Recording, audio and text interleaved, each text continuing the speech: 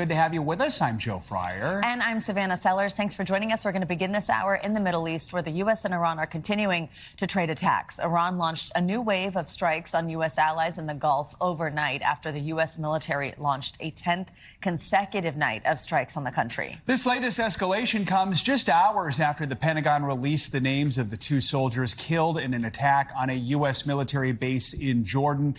President Trump vowed that Iran will pay, quote, many times over for every American soldier killed in this war. He plans to meet the bodies of the fallen when they return to the U.S. NBC News reporter Alice Barr has the latest. This morning, we're seeing the faces of two American soldiers killed in an Iranian strike on a base in Jordan. 25-year-old First Lieutenant Tyler James Feehan from Hawaii, where flags are at half-staff, and 19-year-old Private Isabella Gonzalez from Texas, where veterans in her hometown American Legion post are honoring her. She signed up for it, and she was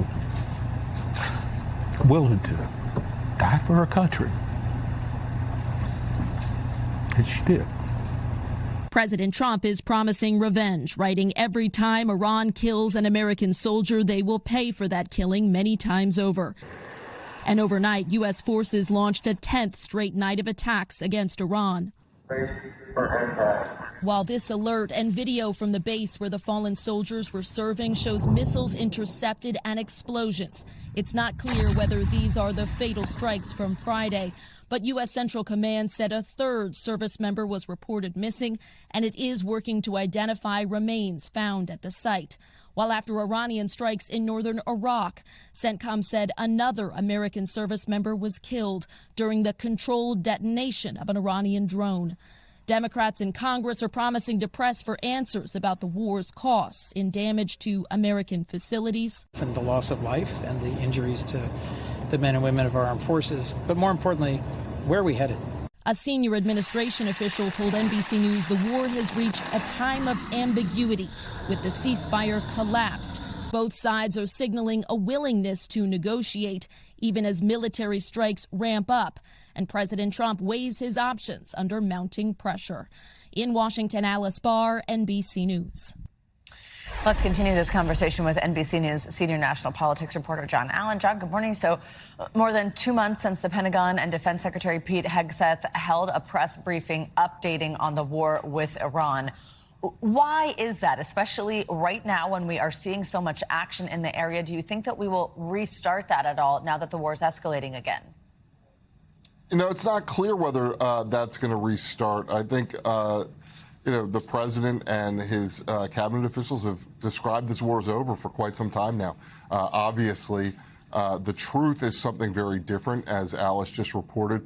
We've seen 10 straight nights of exchange of fire between the United States and Iran, or the U.S. and its allies in Iran. So, this war is not over, obviously not over.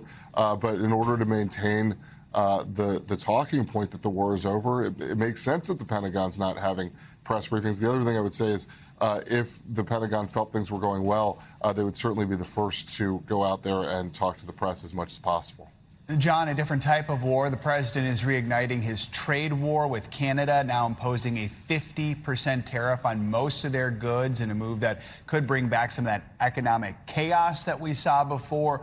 Why is he doing this now, and how is Canada responding?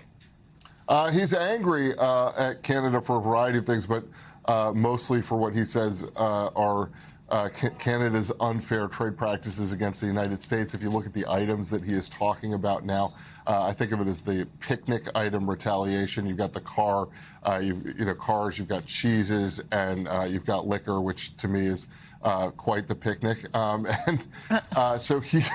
So he's basically angry, and this is retaliatory. John, one other thing we want to ask you about. We're still following this legal battle. It's between the Justice Department and the New York Times over the paper's coverage of the issues with the Qatari-gifted Air Force One. So yesterday, a federal judge unsealed a motion revealing the Trump administration had sought phone records from reporters and some of their relatives, part of an attempt to reveal the sources of reporters who wrote about the problems with this new jet. What is the latest here? The latest is this battle going on between the Times and the administration over whether or not the administration has the right to go over again after these reporters over their reporting and sort of under the flag of trying to figure out who the sources are. The administration should have many different ways to try to figure out, if they want, who might be leaking things. And subpoenaing reporters is certainly a way to create a chilling effect in the coverage of the administration. All right, John Allen, thanks as always. For more on that legal battle between the New York Times and the Trump administration, let's bring in NBC News legal analyst Danny Savalos. Danny, good to have you with us. Let's dig a little more into these new phone record subpoenas. Not only did the DOJ target the reporters, but also seeking these calls and text message data from some relatives. Walk us through how unusual that is. Well, first, traditionally, DOJ goes to reporters for this information as a last resort, not a first resort. And there's additional grounds to complain to the extent that these are relatives, some of whom may have their own privilege issues due to their jobs, whether it be legal or otherwise. But on the other hand, the argument DOJ might make is that this is really about data.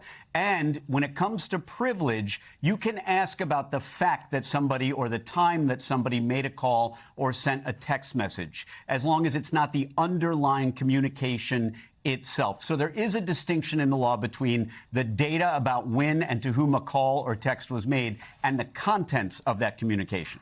So, Danny, this is all part of this ongoing investigation, like John was just saying, to allegedly stop federal officials from leaking classified information and figure out who's doing it.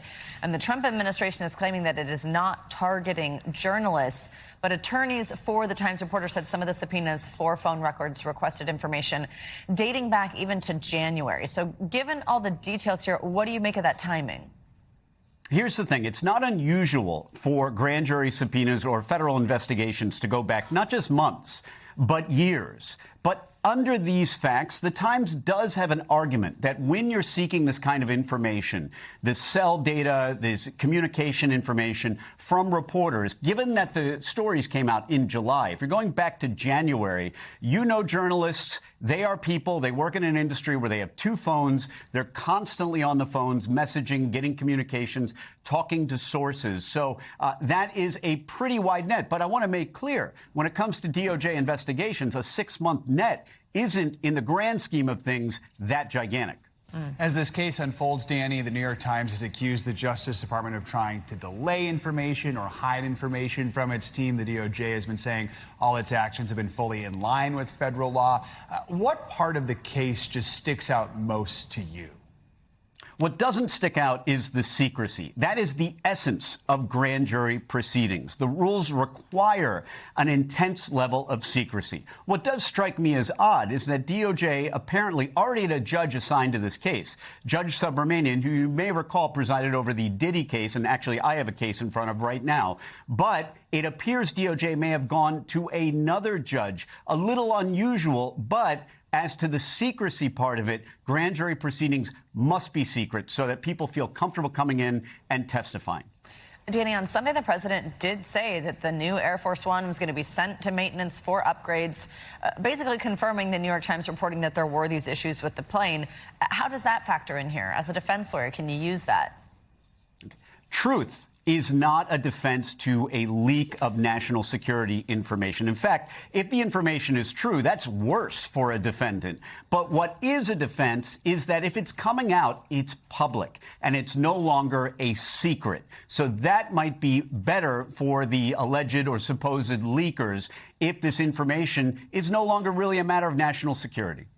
Danny Savalos, thank you so much. Well, there was a chilling scene outside of a federal building here in New York yesterday. A former U.S. soldier is now in custody after allegedly setting off fireworks and lighting a fire in front of an ICE office in Lower Manhattan.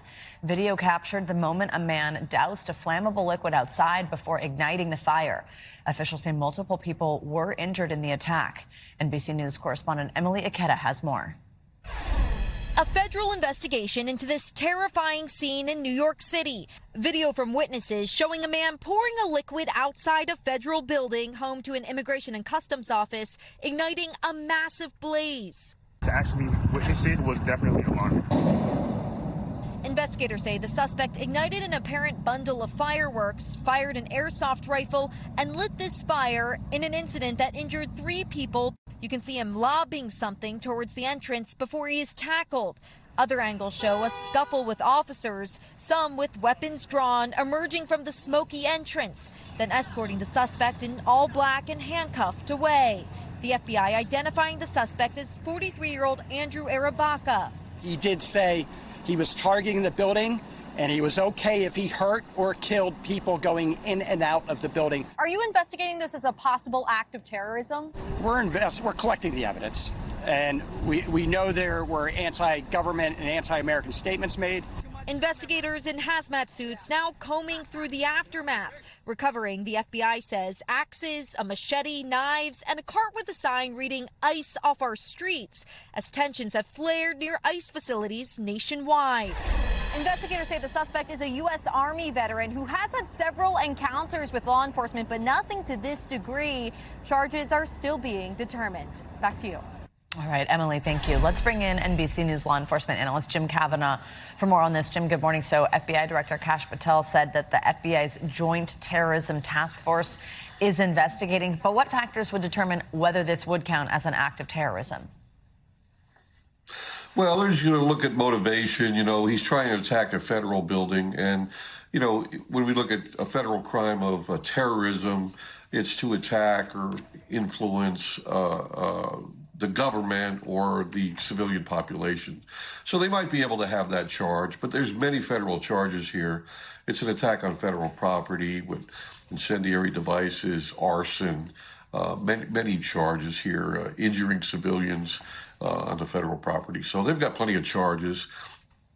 But this guy, I mean, he did injure 3 people, but he's just a pathetic figure. I mean, this is a guy whose desire to harm outstrips his apparent ability to harm.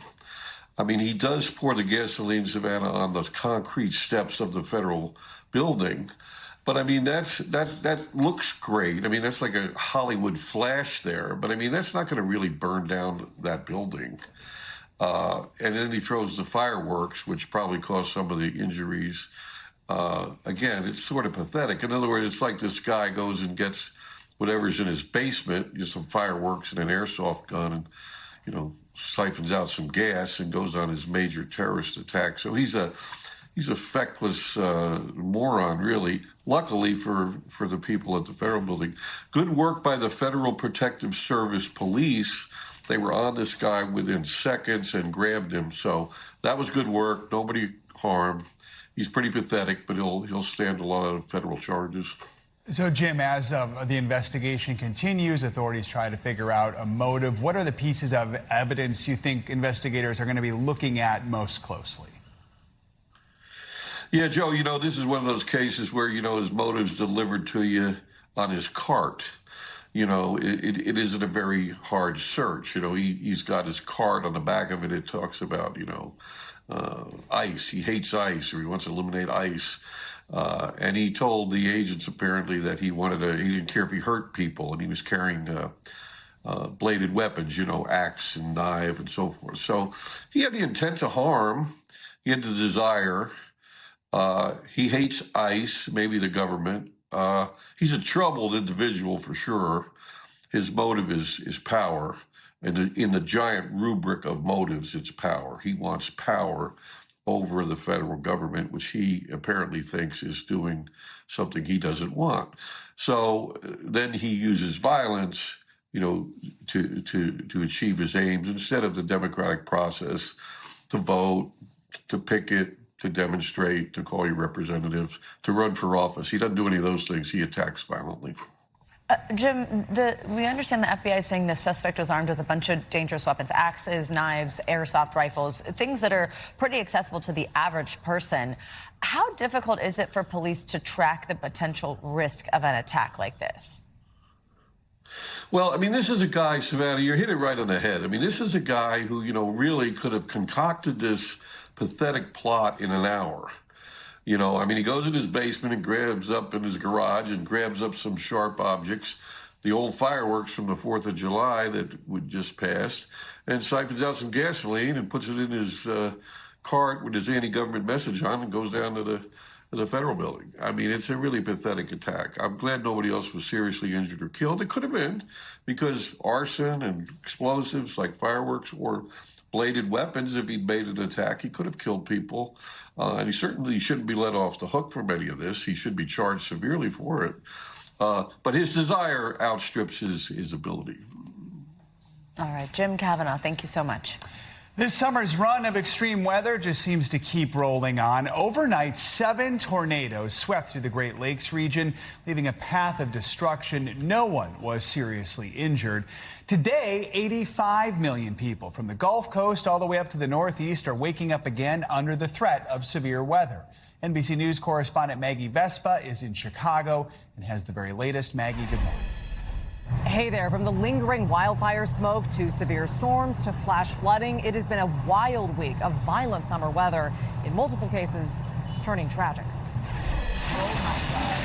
A punishing string of severe summer weather ramping up across the U.S. Authorities in Ohio now confirming a mass drowning involving a family, a child forced to flag drivers for help. Police near Columbus say one swimmer started struggling, then others jumped in to help. 2 women and 3 men drowning, according to the Associated Press.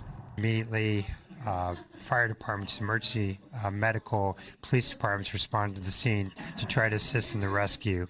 In other parts of Ohio, water rescues had been stacking up by the dozen, many saved from their cars. I had my 3-year-old son in the back. I had to get out and get him, walk around and pull him out of the water. The water was about up to my waist by the time I got out.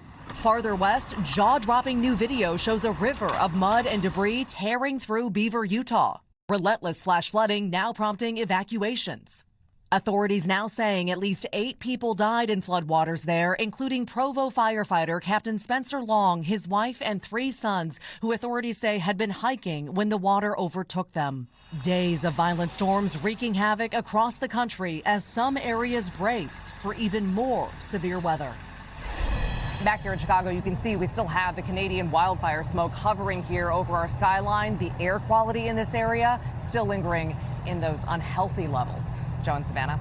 All right, Maggie, thank you. Between the inland storms and that tropical storm brewing in the Gulf, a lot to keep an eye on, but we got it all with your morning news now weather. Angie Lassman joins us. Hey, Angie, good morning. Hi, guys. Good morning. Lots to talk about. You heard Maggie giving you some of the details on everything going on across the country, but let's start with those flooding concerns that we have, because the alert's already up for 30 million people, stretching from Tennessee up into Pennsylvania. We've got Pittsburgh, Nashville included in that, and you can see some of these kind of batches of thunderstorms already firing up. The New York and Philadelphia areas under those flood watches, as well as we gear up for kind of an active day ahead of us for a lot of folks. Here's why. We've got this system that's going to slide to the east, bringing us the chance for some thunderstorms and a whole lot of coverage of them, anywhere from Maine all the way stretching back to the Ohio Valley. We'll see some really heavy rainfall with that, and I wouldn't be surprised if we see some travel delays at the airports, on the roadways. Likely to be a mess here, especially as we get into the later parts of our day today. By tomorrow, that line of thunderstorms sinks a little farther to the south on that tail end of that cold front,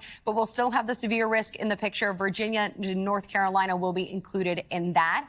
But when we're talking about today, large kind of area included in the potential for severe weather, it looks like the wind gusts and the hail will be the biggest concerns, but tornadoes not out of the question. We could see a couple of those firing up here as we get into the later parts of today, and this is likely going to last into the evening hours.